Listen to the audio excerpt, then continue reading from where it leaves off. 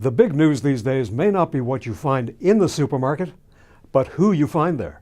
For years, industry experts have filled volumes discussing shopping behavior and what consumers really want.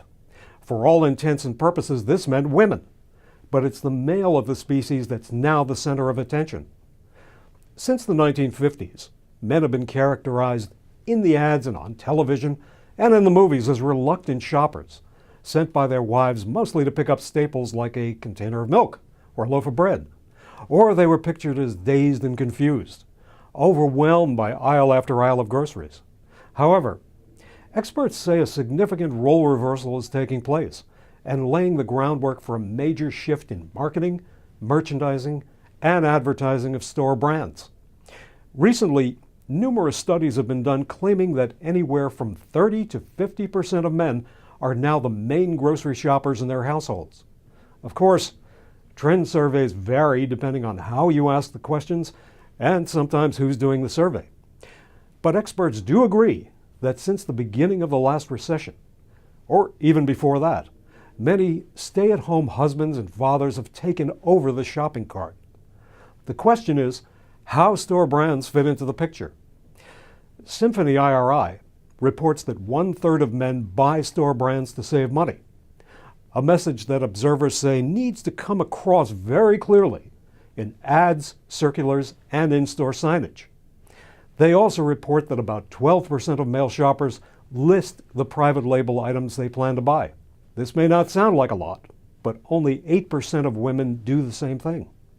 Looking at it another way, men are 40% more likely than women to put store brand items on their shopping list.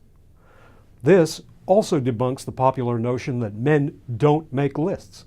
They do. And they even list ingredients needed for specific recipes. Industry observers see this as a huge opportunity to reach male shoppers with recipes that show how private label products can be used.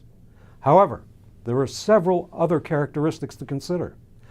For one thing, research indicates that men are not the impulse shoppers marketers once thought they were. So piling up products on end caps and near the registers is not a guaranteed sale. Maybe it's the impact of the recession, but experts believe men are even more cost conscious than women and will actually spend an average of 24% less on trips to supercenters and 16% less than women and mass merchandisers, according to Nielsen. In fact, IRI finds that men are looking for ways to make things like cleaning products last longer and are reducing their use of over-the-counter medications by taking them less frequently. Moreover, 60% of male shoppers use coupons, and more than half of them carry multiple loyalty cards for discounts. But men aren't cheap either. They can spend up to 25% more in conventional grocery stores.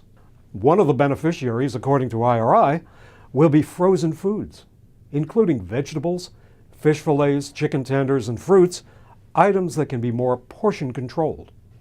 In short, if you want to appeal to male shoppers, some marketing specialists suggest the following.